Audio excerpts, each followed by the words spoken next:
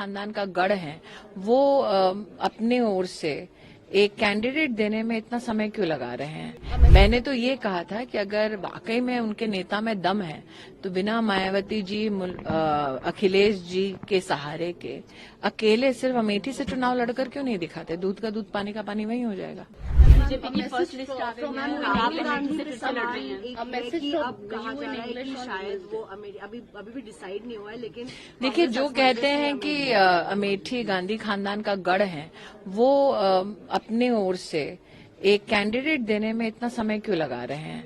तो उनका lack of confidence ही आपको बताता है कि अमेठी अब कांग्रेस बैस्टियन नहीं रही है।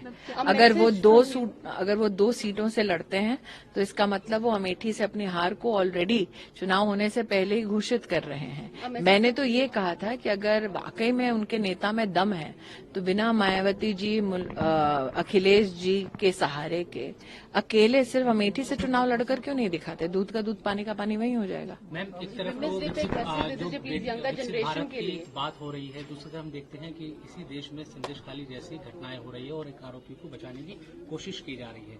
कैसे इन चीजों को आप देखते हैं? मैं इतना कहूंगी कि नारी संरक्षण, नारी उत्थान और नारी के नेतृत्व में राष्ट्र का विकास नरेंद्र मोदी जी का ध्येय है।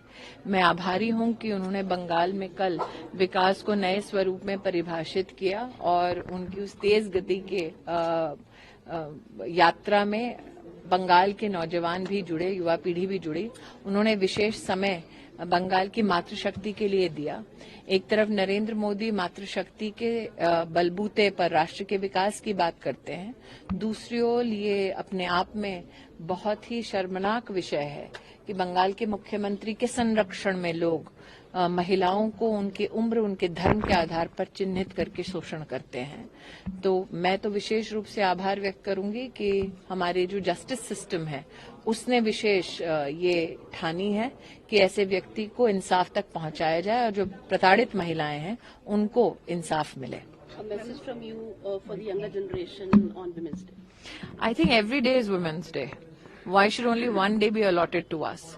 We strive every day, we aspire every day, we are ambitious every day, we are academically inclined every day, we nurture every day. So any woman, any young girl who's told that your dreams and your aspirations and your ambitions belongs to only one day, that's doing a great disservice to the capacity of Indian women. So every day is Women's Day, so be empowered and help others reach their goals every day. Thank you.